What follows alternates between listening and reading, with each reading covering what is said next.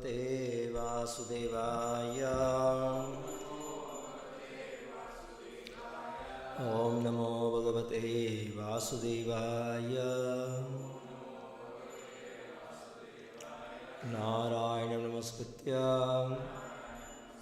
Naram Chaiva Narottamam Devim Saraswatim Vyasam Tado Jayamudiraye Nashtaprayeshu Bhadreshu Nityam Bhagavata Sevaya Bhagavati Uttama Shloke Bhaktir Bhavati Naistiki.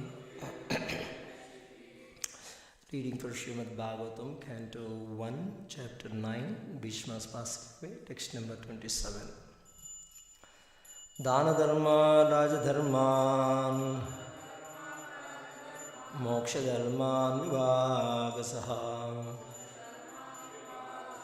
Stri Dharman, Bhagavad Dharman, Samasa Vyasa Yogataha. Dana Dharman, Raja Dharman, Moksha Dharman, Vibhagasaha, Stri Dharman, Bhagavad Dharman, Samasa Vyasa Yogataha.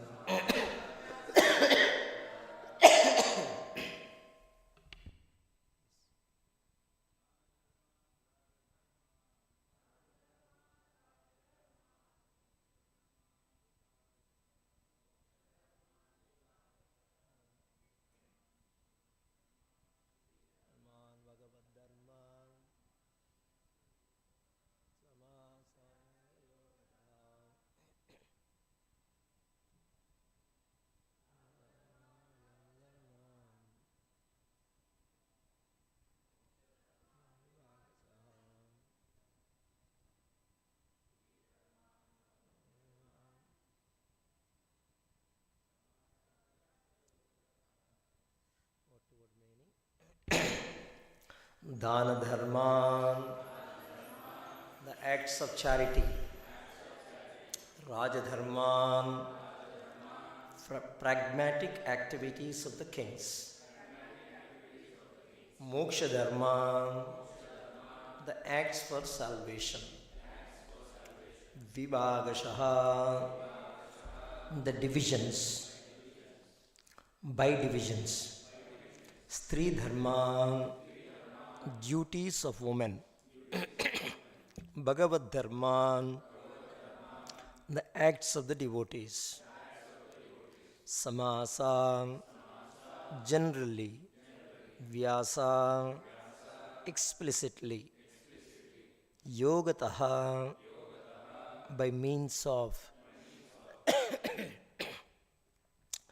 Translation purport by His Divine Grace of Arvind Bhaktivedanta Swami Srila Prabhupada. Translation.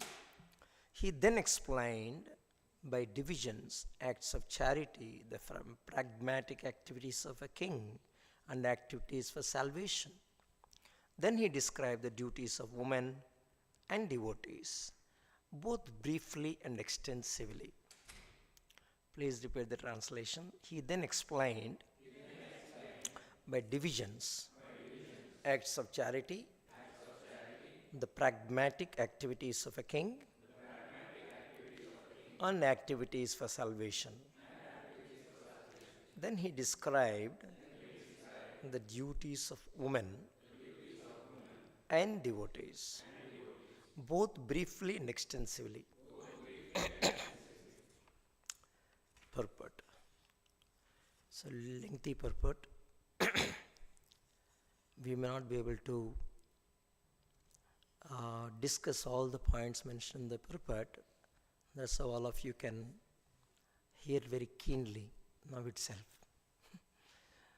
And if you wanted to cover all the topics, probably each paragraph has to be taken in a class.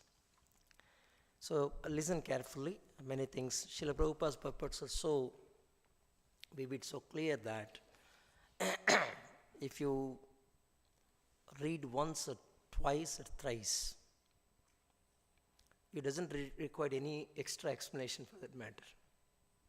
But we give explanation because it is a service to listen as well as speak. So listen very carefully. To give charity is one of the householder's main functions. And he should be prepared to give in charity at least 50% of the hard-earned money. सब भाग जाएंगे. So charity. A brahmachari or student should perform sacrifices. What kind of sacrifices? The details are there in the Bhagavad Gita.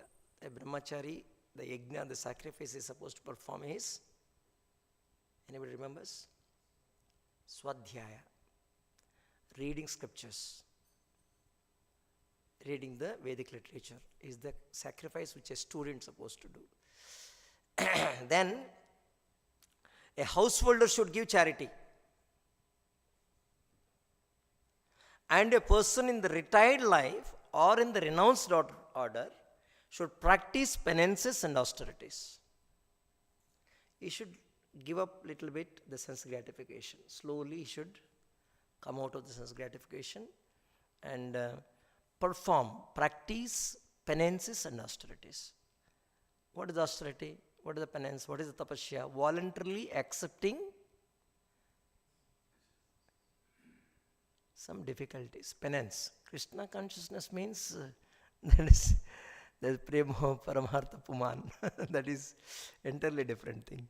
Here, Bishma Deva is explaining about dharma in the society, which is divided. The society is divided into different categories. For each category, he is explaining what is their prescribed duties. For a brahmachari, for a grihastha, for a vanaprastha, for a sannyasi, for a kshatriya, and for a woman, for a devotee. Now, what you said is for a devotee. But everybody cannot be a devotee because they are situated in different levels of consciousness. So, a person who is in the renounced order or vanaprastha, retired life, he should practice penances and austerities. Those are the general functions of all the ashramas or orders of life on the path of self-realization. In the brahmachari life, the training is sufficiently imparted to understand that the world as property belongs to the Supreme Lord. The world is the property which is belonging to the Supreme Lord, the personality of Godhead. No one, therefore, can claim to be the proprietor of anything in the world. This is the most important thing. You know, this we see in Bhakti Siddhanta Saraswati Thakur's life. Now, as a small kid, he went and he ate mango which is kept in the store. So his mother came and chastised him. How can you eat this mango? This is meant for offering to the Lord. Anything kept in the store is meant for offering to the Lord. And you ate. It is offense to the Lord. Because everything belongs to Lord. What belongs to is, once it is offered to the Lord, then you can honor. So that is a kind of culture.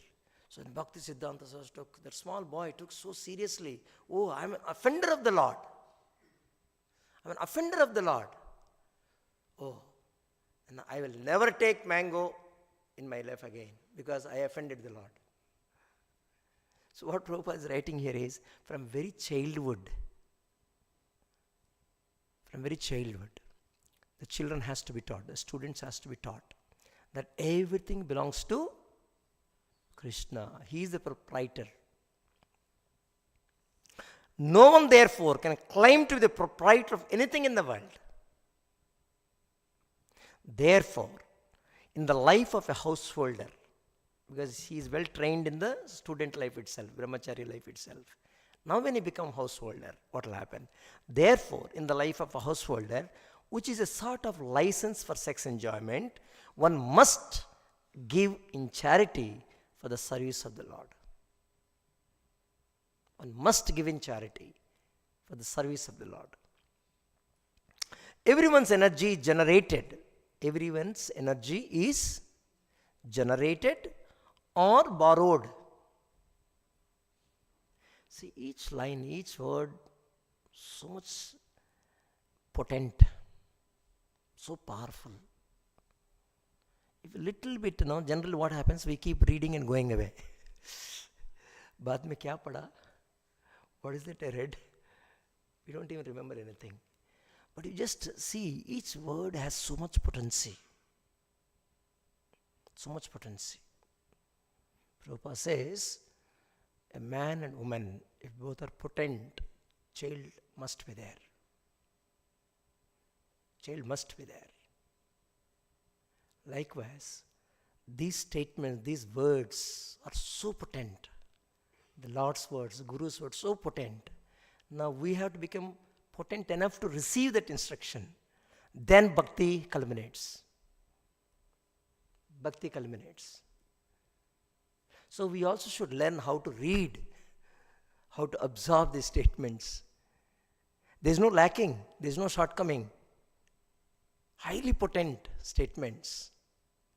But whether we are potent enough to receive these instructions, qualified enough to receive these instructions, to absorb these instructions, that we'll discuss more, how to become qualified to receive these instructions.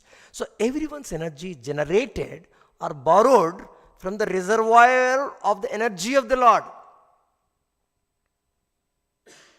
Our energy is borrowed from the reservoir of energy of the Lord. Therefore, the resultant actions of such energy must be given to the Lord in the shape of transcendental loving service unto Him. So clear statement, no? Why we should serve the Lord? Because the energy what we are deriving is coming from the reservoir of energy of the Lord. So any results we achieve by our energy, because we borrowed from there, it should be given back in the service of the Lord. As the rivers draw water from the sea through the clouds and again go down to the sea, similarly, our energy is borrowed from the supreme source, the Lord's energy, and it must return to the Lord. Such a beautiful analogy. What is rainwater?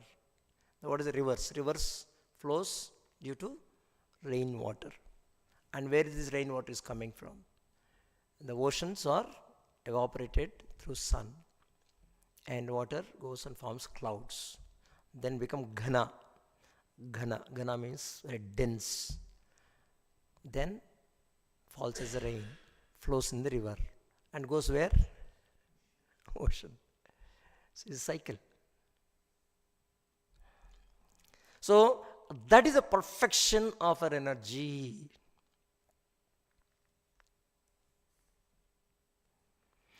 The Lord, therefore, in the Bhagavad Gita, chapter 9, text number 27, says that whatever we do, whatever we undergo as penance, whatever we sacrifice, whatever we eat, or whatever we give in charity, must be offered to Him, the Lord. Yat karoshi yadasnasi yatapashyasi kaunteya, that sloka. That is the way of utilizing our borrowed energy. When our energy is utilized in that way, our energy is purified from the contamination of material inebrities, and thus we become fit for our original, natural life service to the Lord. So this is about different divisions of the society as brahmachari, grihastha, vanaprastha and sannyasa. In the next paragraph, about Rajadharma. Rajadharma is a great science, unlike modern diplomacy for political supremacy. The kings were trained systematically to become munificent and not merely tax collectors. The Kshatriyas are trained to be more munificent, to take care of the people, not merely as a tax collectors. They were trained to perform different sacrifices only for the prosperity of the subjects. To lead the prajas to the attainment of salvation was a great duty of the king. Salvation means uplifting the people from the clutches of difficulties. What is the difficulty? We think the difficulty means unemployment is the difficulty. Salvation.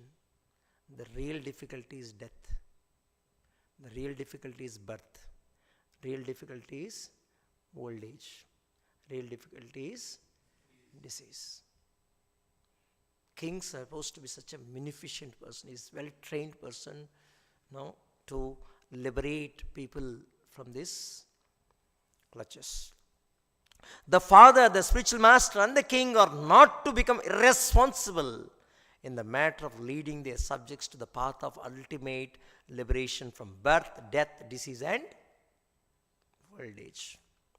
When these primary duties are properly discharged, there is no need of government of the people by the people. No need of a government of the people by the peoples. What is it called? Democracy. No need of such kind of democracy. When kings fail, democracy came into picture.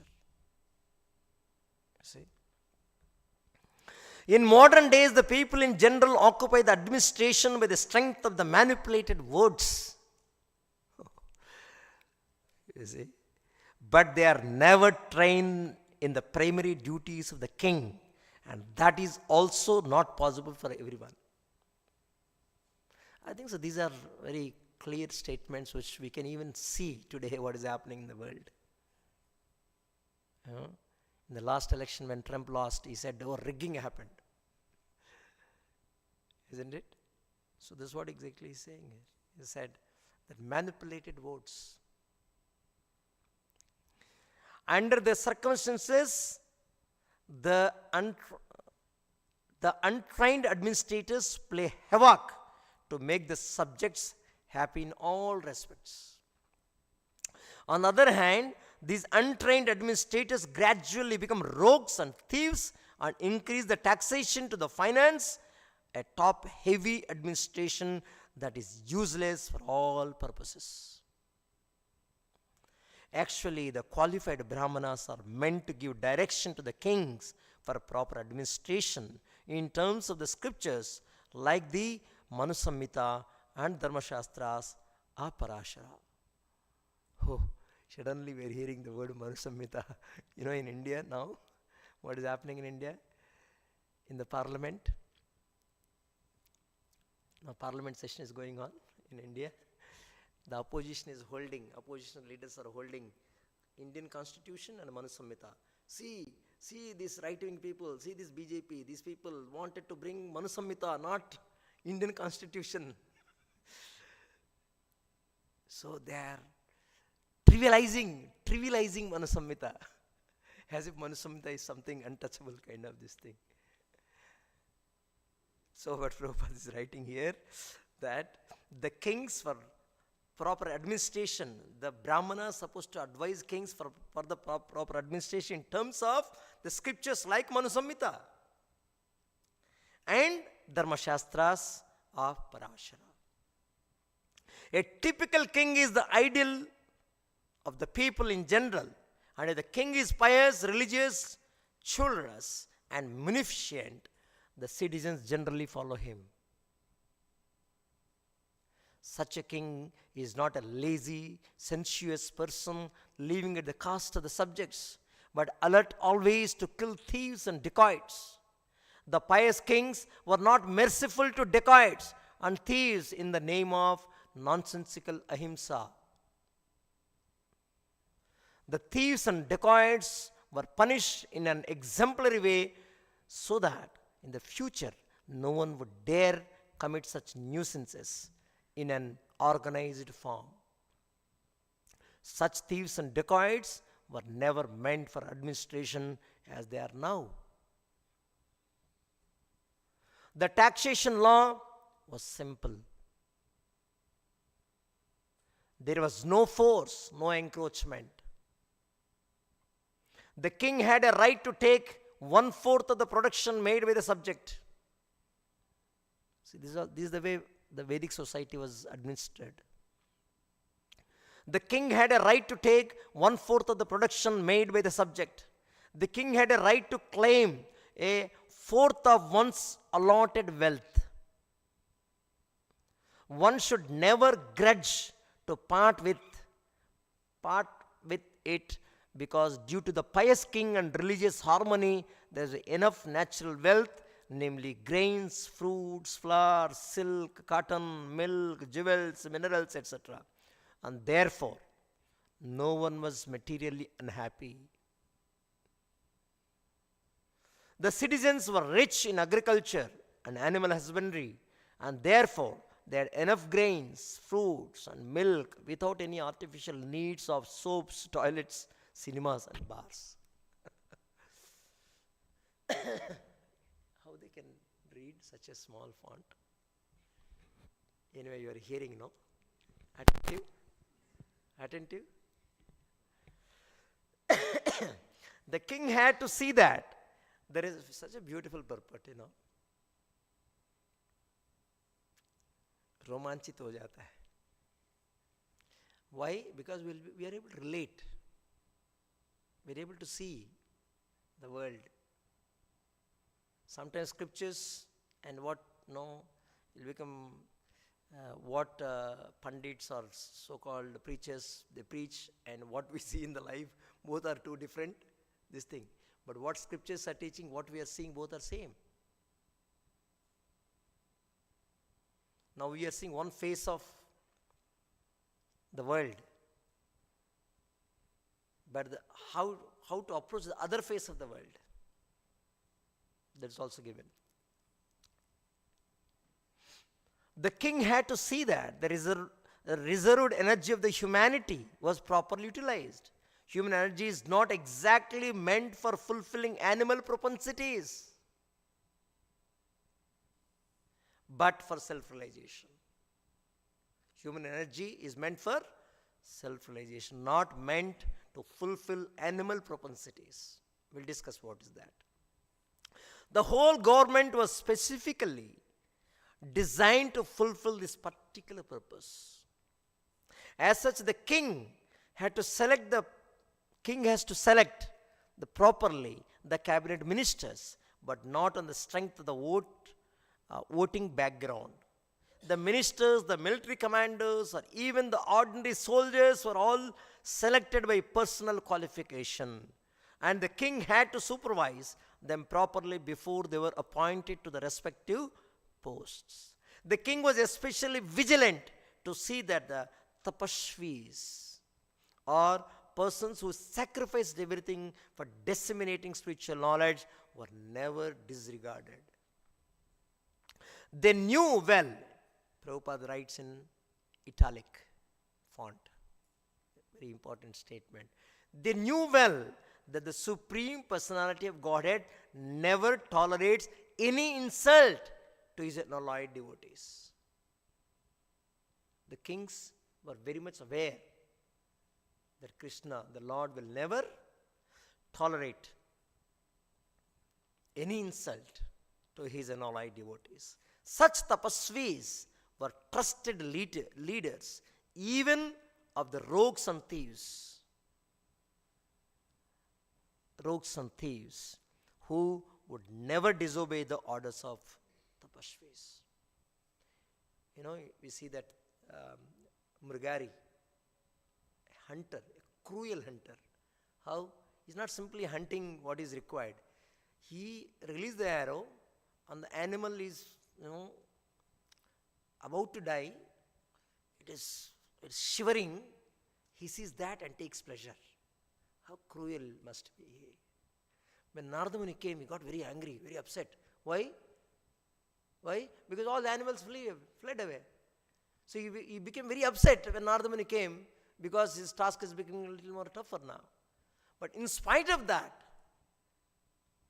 by seeing the sadhu quality in Narada Muni, so pleasing face of Narada Muni, he bowed down. Oh sir, welcome, please come. You see, such a cruel, a dacoit, a cruel hunter have a respect to a sadhu. That's what Prabhupada is writing. Even thieves and dacoits have respect towards sadhus. What to speak about administrator, king.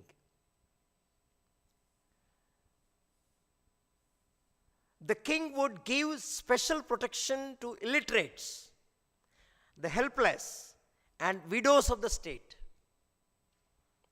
Defense measures were arranged previously to any attack by the enemies. The taxing process was easy, and it was not meant for squandering, but was for the strengthening the reserve fund. The soldiers were recruited from all parts of the world, and they were trained for special duties. As far as salvation is concerned, one has to conquer the principles of lust, anger, unlawful desires, avarice, and bewilderment. To get freedom from anger, one should learn how to forgive. One should not make plans in order to free from unlawful desires. By spiritual culture, a very important statement. What is that? One should not make plans in order to be free from unlawful desires. One should not make plans in order to be free from unlawful desires. What it mean? We are supposed to come out of that unlawful desires, no? Here it said, one should not make plans, because anyway you are going to fail. The New Year day, everybody make resolutions. आज से मैं दारू नहीं पीऊंगा. Next day, not next day, same day he will make party and drink. So what is the point in making such kind of resolutions? He says, by spiritual culture. What is that? By spiritual culture, one is able to conquer sleep, ignorance, unlawful desires. By spiritual culture, not by making any plans. By tolerance only can one conquer desires and avarice. Only by tolerance. Disturbances from various diseases can be avoided by regulated diets. Disturbances from various diseases, not by medicines. By avoiding, can be avoided by regulated diets. By self-control, one can be free from false hopes. Bhagavad Gita says, what is that? Shatair baddaha, asha pasha, shatair baddaha. Hope after hope, hope after hope. People's lives are driven by hopes. And by the hope after hope, you are working very hard, and baddaha, shatair baddaha. Not one hope, hundreds of thousands of hopes after hope, and you are getting conditioned in this world. He said that by self-control, one can be free from false hopes, and money can be saved by avoiding undesirable association. By practice of yoga, one can control hunger, and worldliness can be avoided by culturing the knowledge of impermanence. Dizziness can be conquered by raising up, and false arguments can be conquered by factual ascertainment. Talkativeness can be avoided by gravity and silence. Mauna Vrata. What is that? Mauna Vrata, silence. Instead of faltu baat karne se, better to be silent. And by prowess, one can avoid fearfulness. Perfect knowledge can be obtained by self-cultivation. One must be freed from lust, avarice, anger, dreaming, etc. to attain actually the path of salvation. As far as the women class are concerned, they are accepted as a power of inspiration for man. As such, women are more powerful than men.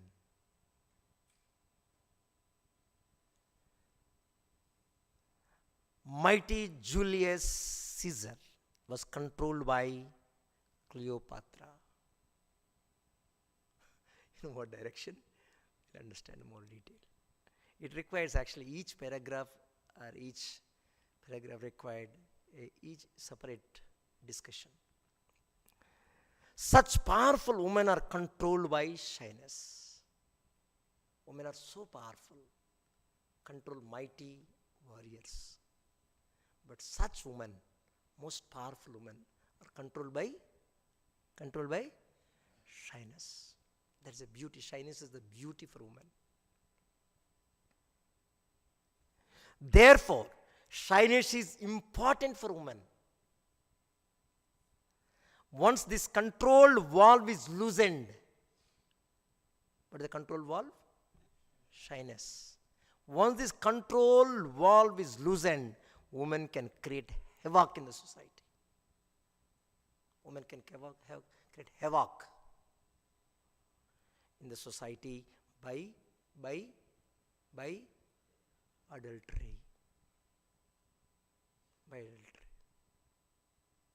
Children born out of that adultery, they all will become rogues, dacoits, terrorists. Adultery means production of unwanted children, known as Varna Shankara. The modern terminology can be rogues, thieves, and terrorists who disturb the world. So how important to protect the chastity of women by culture. The last item was taught by Bishma Deva.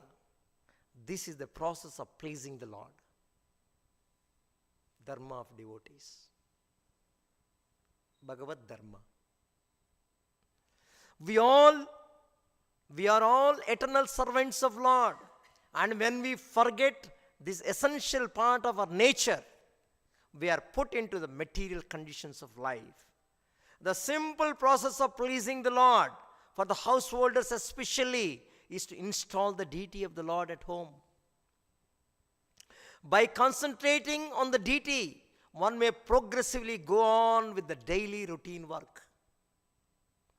Worshipping the deity at home, serving the devotee, hearing the Srimad Bhagavatam, reciting in a holy place, and chanting the holy name of the Lord are all inexpensive items by which one can please the Lord. Inexpensive. No need to spend any money. To please, one can please the Lord. Thus, the subject matter was explained by the grandfather to his grandchildren, Pandavas, especially to Yudhishthira Maharaj. This is the Bhaktivedanta purport.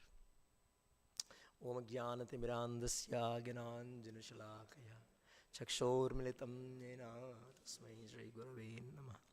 Namamo Vishnupadaya Krishna Prestaya Bhutale Srimate Bhaktivedanta Swaminiti Namini Namaste Saraswati Devi Gauravani Pracharini Nirvisesha Vadi Pachyata Deshatarani Jai Shri Krishna Chaitanya Prabhu Nityananda Shri Advaita Gadadhara Srivasadi Gaura Bhaktarinda Hare Krishna, Krishna Krishna, Hare Hare, Hare Rama, Rama Rama, Hare Hare. So much of time. How much time we have? It's only 10 minutes we can talk now. Such a beautiful purport, no? So, Bhishma Deva, such an exalted personality, at the time of death, in fact, he is waiting Kurukshetra war to over. Why? He wanted to see the result of the Kurukshetra war. He is very eager to know, who is going to win. He knows who is going to win. But why he is waiting? Oh, he is waiting for some Muhurat. Oh, we all know Uttarayan is waiting for Uttarayan because he wanted to die after Uttarayan comes. No. The sole purpose of his waiting the Kurukshetra to get over is Lord Krishna is busy there. Lord Krishna is busy. He want to die in the presence of the Lord. He want to give the body, he want to come out of the body in the presence of the Supreme Lord, his beloved Lord. And not only that, he is very munificent grandfather. He wanted to ensure his grandchildren, Yudhishthira Maharaj. He knows his swabhava. He knows his nature. He's very soft-hearted, very kind-hearted. He will not be able to take all that what is happening. Even though he is fighting, even though he is very much in the part of the war, no, he wanted to give this thing. So, Lord Krishna personally come along with Yudhishthira and Pandavas to Bhishma Deva. And he concludes in the previous slokas, he concludes that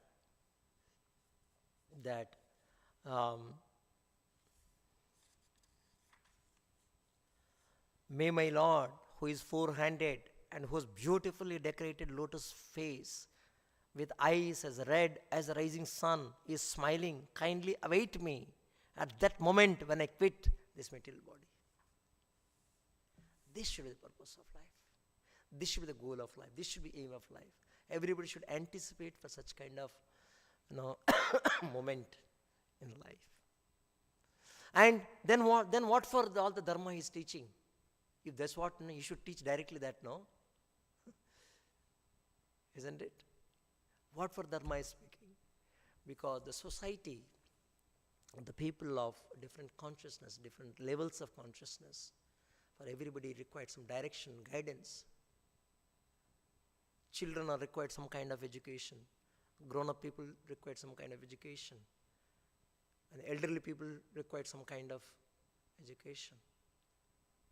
Society is divided into different divisions.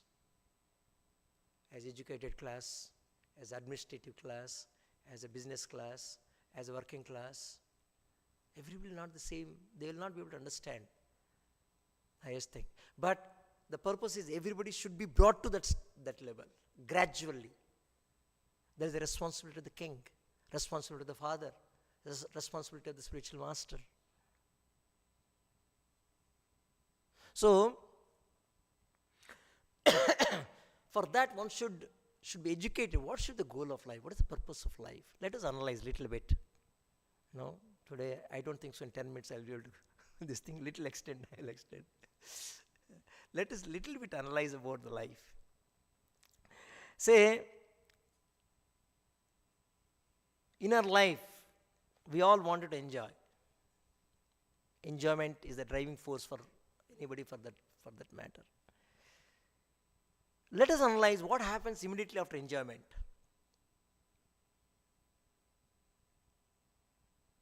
Every time you eat food, you have to go to hospital. Every time you eat food, you have to go to hospital. Then what you will do?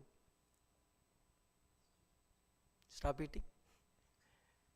You start analyzing it. What I am eating? Whether I am having right food. So, this is what exactly is happening. We should know where we all go from this earth. What will happen to our life? Because we all are dying. What will happen to next after death? Oh, we all are enjoying life. We all are enjoying, but one day Mrityu comes, death comes, and Mrityu sarva harachami, takes away everything. I am accumulated so much of wealth, so much of family relationships, so much of name, fame, everything, and suddenly death comes one day and takes away everything. And it is happening repeatedly. Not once. Every time I eat, I have to go to doctor. Every time I build up an empire and life ends, it takes away everything. What for I am here on this earth? If everything is taken away at the time of death, then what am I supposed to do? Why am I struggling so much, working so hard? See, a person accumulates so much of wealth. He put in the locker, he put in the bank, FDs, locker, everything. Now he got admitted in a hospital, he is in ICU. ICU, that door, one small glass space, that's all relatives are saying. And this person lying down on the bed in the ICU, he's all saying. So he knows what exactly they are saying. Very much he knows. At that moment he will think, nobody is interested in me. Everybody is interested only in my wealth. So, what is the purpose? Paramartha kya hai जीवन का? What is the purpose of life? What is the goal of life? What is the aim of life? Let us analyze with a simple example. Say, you have to go to railway station. In the Indian context I am saying, because India railways are very, let us say in American context you have to go to airport. So 2:30 is your your train, 2:30 p.m. So you have arrived at railway station, then suddenly a call came, started talking on the phone, and suddenly when you are talking on the phone, on the mobile, some people who are peanut sellers, they are going loudly saying groundnut, groundnut, peanut, peanut, peanut, so alluring. So while talking only you ask that, hey, please give me one. So you took peanuts, and anyway, the earphone, I had eating, talking, eating, train gone away. So you are very much in the railway station, you are very much in the platform, but busy in call, busy in eating peanuts, and train went away. So what is the purpose you went to railway station? To eat peanuts? What is the purpose? This is what exactly happening in our life. This is what exactly happening in our life. The Lord has created this world, and Lord has personally sent us here due to our desire. Not to permanently settle down here, not to lose the train, not to lose the flight, not to miss the flight, not miss the train. The very purpose why Lord brought us here to reform ourselves for salvation. Especially on the earthly planet, Earth. In the Swargaloka, in the heavenly planets, you will not even know there is a difficulty. Prabhupada gives us the descriptions of the Swargaloka. There people just take birth and start walking. In Swargaloka, there is no childhood, you know that? There is no childhood. Kaumaram, Yavanam, Jara. Kaumaram is not there. Even Jara is also not there, only Yavana. Only Yavana. And even if you have sex life, immediately children doesn't. Here on the earth, you have, moment you have sex, children. That means responsibility, taking care of them.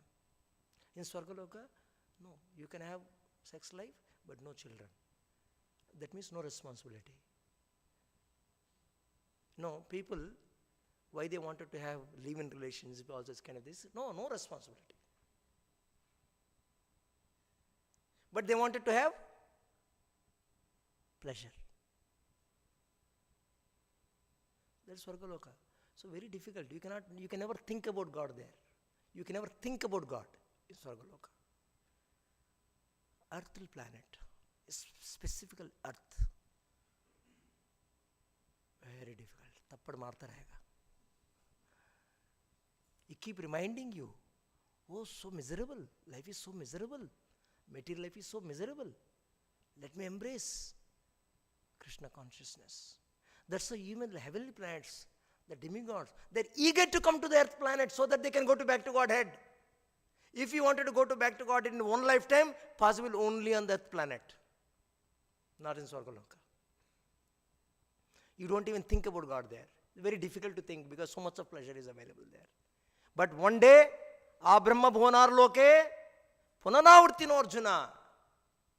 Even if you go to Brahmaloka, what to speak out of Swargaloka? Even if you go to Brahmaloka, Punaravartino Arjuna. Once your account is over, you have to come back again to this world, to this earthly planet. So, we have taken birth on the earth. There's a purpose. The purpose is salvation.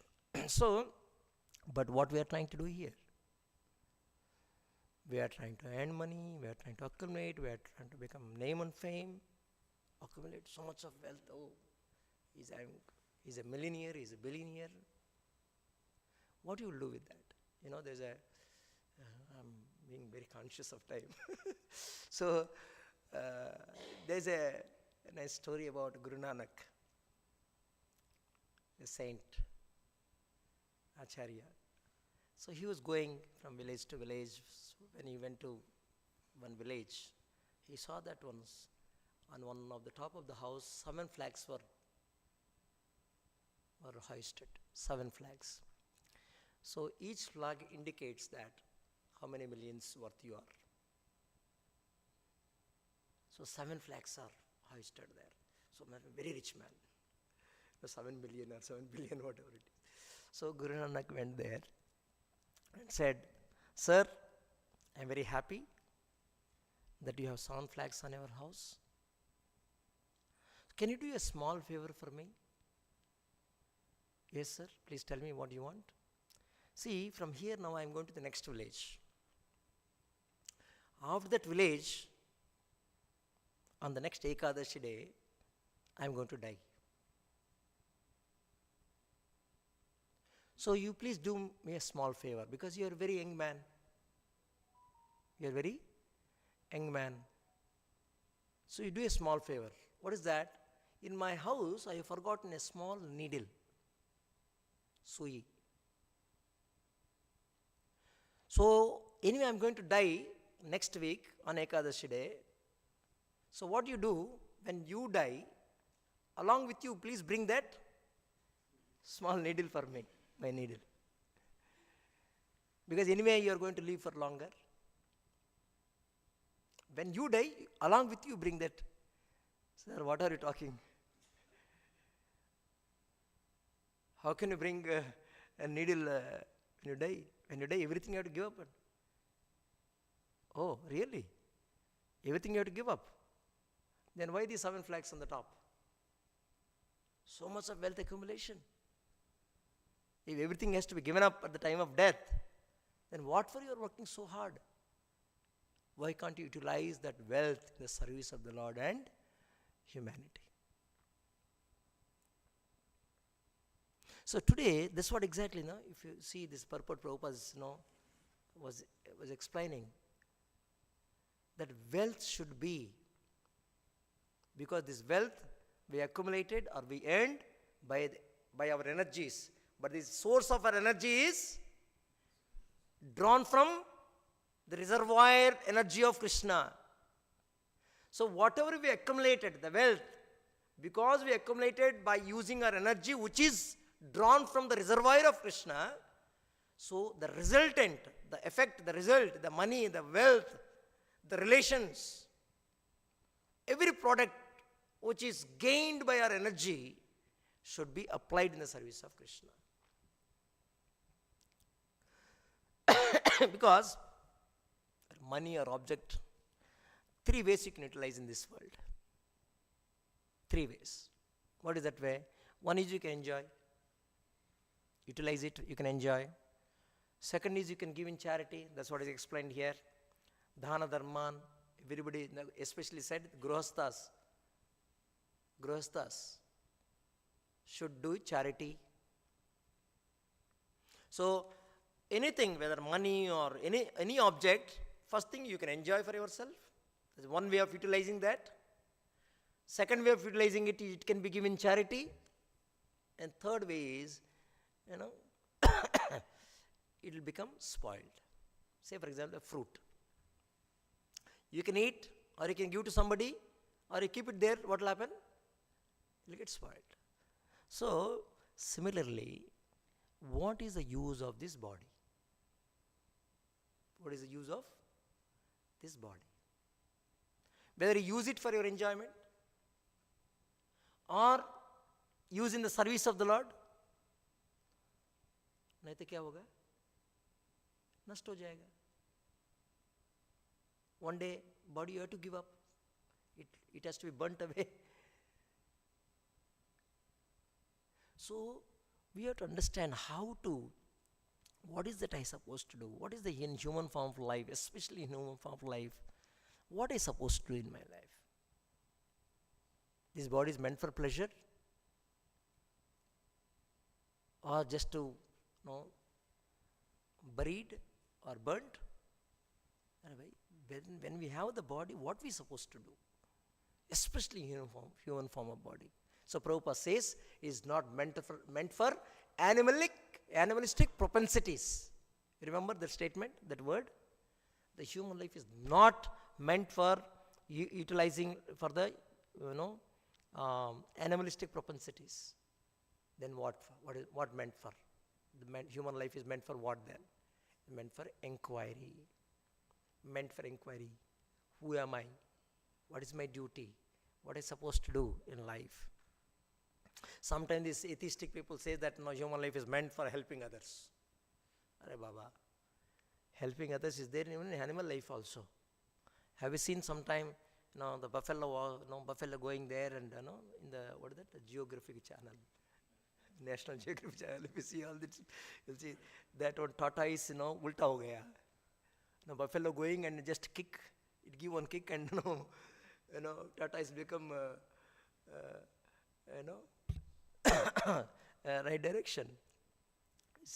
It turns upside down. And a honeybee goes into falls into the water and struggling. Another honeybee goes and helps. Isn't it? An elephant baby fall into the water, struggling, not able to come out of it. Then all elephants, not one, all elephants come together and somehow or other bring that baby elephant out. Machli came out of the water, struggling, the fish. Dog goes and push it inside. So even animals have that helping others. Don't think that only humans are meant for helping others. This instinct is there in the animals also. So what is that uniqueness? What is that uniqueness in humans? That we have to understand. Helping others is not really anything unique about it. See, no tiger kills another tiger. Have you ever seen tiger killing another tiger? You ever seen a deer feeling afraid of another deer? You ever seen? But do you know what is the biggest animal a human fears? Another human. This is called uncivilized. That's how Kshatriya is required to bring civilization. Nagarikata. So, this is what exactly. Otherwise, why Trump is saying that I'll build a wall in the Mexico? Why is it? They are afraid of humans. So many people come, so what will happen to my economy? What will happen to employment here in my country? They are afraid of humans. India declared that now we will build full fencing across Bangladesh border because so many Bangladeshis are coming inside. Infiltrators, what is it called? Infiltrators. So they are afraid of humans. So, but reality is, see, we say that now suddenly we see that how some people gone to the tour to some lake or some river, and or the people are fond of going to seeing the sharks in the ocean, and every year around some 10 to 15 people are getting killed by shark. And that's how shark is very bad animal, because in here how many people are getting killed? 10 to 15. But you search Google, how many sharks are killed by humans? How many sharks? I just got the data.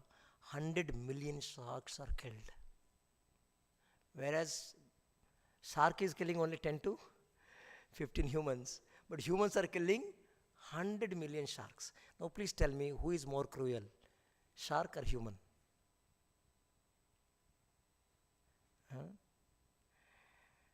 Tiger eats man, very cruel animal. But how many tigers been hunted by man? In Jaipur, one incident happened. One Russian or Germany person, while he's walking the street, one cow came and hit him, and the man died. The whole Rajasthan government or Jaipur government, they made a ban that no cow should walk on the street. All the cows should be lifted from the streets and put it in the habitation center, our Hingonia Goshala. Remove all this thing. Why? This cow is killed one person. So no cow should walk in the street. But how many cows are killed by humans? Tell me whether cow is cruel or human is cruel. Tiger is cruel or man is cruel. Crocodiles. Oh, very dangerous species, no? That's why. How many crocodiles are killed by man? People are eating crocodiles. Eating. Using its skin for the belts, bags, the costliest bags made out of crocodile skin. So, but there's 1.5 million crocodiles are killed every per annum. In fact, there's a farming, just like hen farm, crocodile farm, snake farm.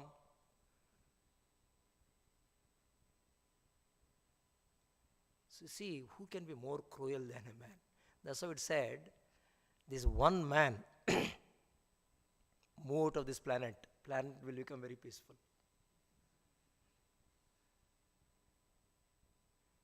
Who put the hole to the ozone layer? Any bird? Which bird put the hole to the ozone layer? Human. Most dangerous species. If you analyze in that way, if you become uncivilized, if you become uncontrolled, every species is designed in a particular way. Tiger eats food, it hunts, eats, and store portion for the next day. It takes the dead animal and put it in bushes, and next day it eats. But a lion, it never eats stale old food. Every time is hungry, he goes and hunts, and fresh food. But human look like he's making mocktail of everything.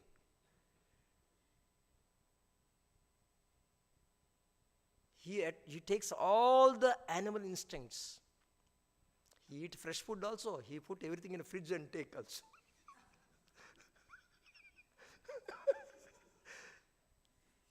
You see that? That's why Prabhupada says, all these things are not meant for. This is not the way humans' life is supposed to be. Human life has a higher purpose. And what is that purpose? The purpose is that to develop love of God. Like yesterday I was telling that today the meaningful in the life means money. What is that? People consider meaningful means wealth, money. Money is everything. But in reality, this wealth is not ours. Wealth doesn't belong to us. What belongs to us, the truly real meaningful thing in life is relationships. What is that? We are ready to forego relationships for the sake of money. Very unfortunate. Why it is most valuable, this thing? Because we belong to Krishna. We have a relationship with Krishna. Money doesn't belong to us. Money belongs to Narayana. Lakshmi belongs to Narayana. But we wanted to own Lakshmi at the cost of forgetting Narayana. At the cost of forgetting our relationship with Narayana. You see? So what is that? We have to now fix the priorities in our life. What is that required in my life? What is the prayojana? What is the ultimate goal of my life? Goal of life is to get love of God. Love of God. That is called, once it is, of course, here it is talking about dharma, so it's mentioned as a salvation. Salvation, what is it called salvation? Moksha. Dharma, artha, kama, moksha. This is a very popular, this thing from the scriptures. In the next sloka it comes actually as dharma, artha, kama, moksha cha, sahopayam yatha mune. Dharma, artha, kama, moksha.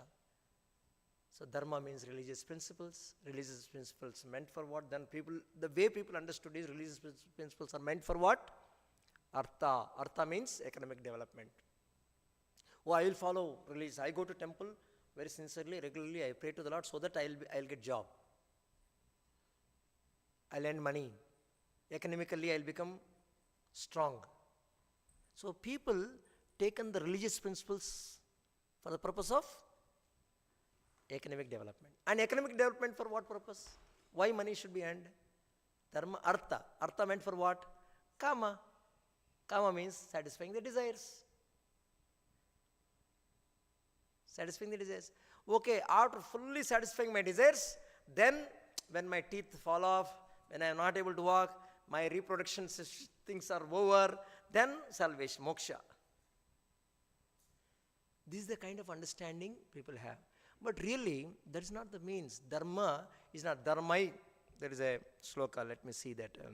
In Bhagavatam, first canto, it said, Dharmasya hi apavragasya. Dharma is not meant for artha. Dharma is not meant for economic development. The way people understanding is dharma, artha, kama, moksha. Dharma is meant for economic development. Economic development is meant for fulfilling the desires. And after fulfilling the desires, or you are not able to fulfill the desires anymore, then salvation. That's not the way scriptures explains. Bhagavatam explains that dharmasya hi apavargasya. Apavargasya. That means to stop the pavargasya. To stop the pavarga. Dharma is meant to stop pavarga. Pavarga means material life. Pavarga means material life. So dharma is meant to stop the material life. Material life means, pavarga means papa, baba, ma. Pa means parishrama, hard labor, like slogging like donkeys, working very hard. Parishrama, fena, thakavata jayega, tired of. Foam comes from the mouth. Bertha, useless, wasting time. Bhaya, there's always life is filled with fear. What happened next? Then Ma, Mrityu. So this is the way the material world, material life is designed. So the dharma is meant to come out of the material world or material life. Dharmasya hi apavargasya. Nartho arthayopakalpate. Na arthayopakalpate is not meant for artha. Dharma is not meant for artha. Dharma is not meant for economic development.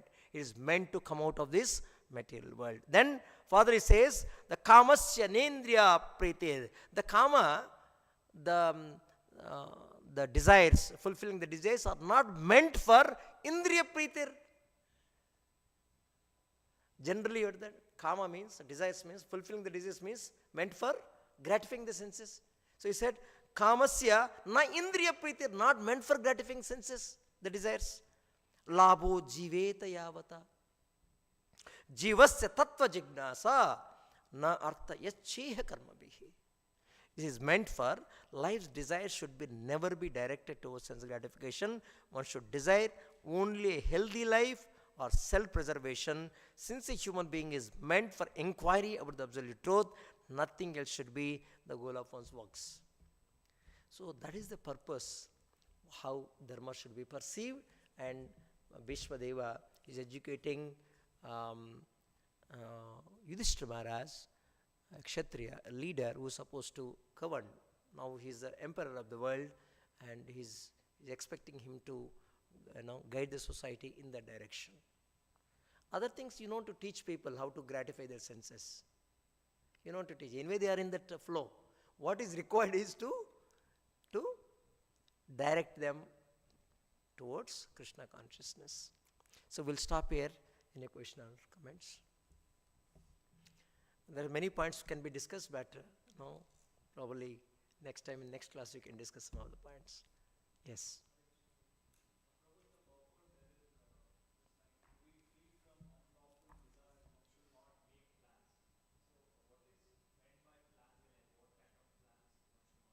Any plan, see, to fulfill unlawful desires, any plans you make, or to come out of that, any plans you'll make, all the plans are going to be futile. Futile. You're not going to be successful. Why? The nature of the world is to enhance such kind of environment. This whole environment is pushing you in that direction. If at all you wanted to come out of that, you have to look for an alternative. What is the alternative? Alternative is, say for example, if you wanted to come out of drinking habit, you have to come out of that association first. Being in the midst of that association, no, I will make this plan, I will make this plan, nothing will going to work. First you have to change your association. So if you wanted to come out of that, you adopt spiritual practices in your life. Spiritual practices. Overnight you will not be able to come out of that, but by adopting spiritual water, like Prabhupada gives, there's a dirty water in a glass. If you want to remove the dirt, what do you have to do? Keep pouring fresh water. Keep pouring fresh water into the glass. Then that goes away, and after some time, the water will become. So what is required at this point of time is bring the fresh water, fresh culture, the new culture, Krishna conscious culture, and all the anarthas, which unwanted things in our life, automatically goes away. Automatically goes away. But no. Anything else? No. Other than bringing fresh water, new water. Very difficult. See, I'll tell you. Bhagavatam explains. The rainwater is very pure. Distilled water comes before falling on the ground. Moment fall on the ground, it will become muddy. It will become muddy. So our consciousness, what is meant by consciousness? First of all, before coming to Bhakti, I never heard this word. Even we heard also, but not in this direction. What is that we heard, If you give anesthesia, when medical terminology, we heard this consciousness. If you have to operate on him, say teeth and all, so you have to give anesthesia so that he will become unconscious. He will become unconscious. So, conscious means awareness. Unconscious means you are not aware what is happening. Okay? Now, when you say conscious, aware of what? Of yourself? About you? Knowing about you or being aware about you will become incomplete when if knowledge is about you is incomplete. You are thinking knowing about me is that I am Indian, I am engineering student, now I am American. That is incomplete. Because that all the designations of the body. But what you are actually, your soul, yourself. And soul belongs to whom? Krishna. So without knowing your source, without knowing your complete this thing, your awareness, your consciousness is incomplete. So that's how Prabhupada says consciousness means Krishna consciousness. Without knowing, without aware about Krishna, your consciousness is incomplete. Why incomplete? Knowledge is incomplete. You telling that I am this body, you telling that I am Indian, you telling that I am bachelor, you telling that I am engineer, is all incomplete. There is not complete personality. Complete personality is self, belong to Krishna. So consciousness means Krishna consciousness. Sometimes you may say conscious, sometimes you may say Krishna consciousness, but even though sometimes you may say of consciousness, inbuilt is Krishna consciousness. If you are not Krishna consciousness, there is no meaning of you being conscious of anything in this world. No meaning. So that's what Prabhupada says, any effort, endeavor you put, any plans you make, it will become futile if you don't become Krishna conscious. Everything is incomplete here. Okay, we'll stop it.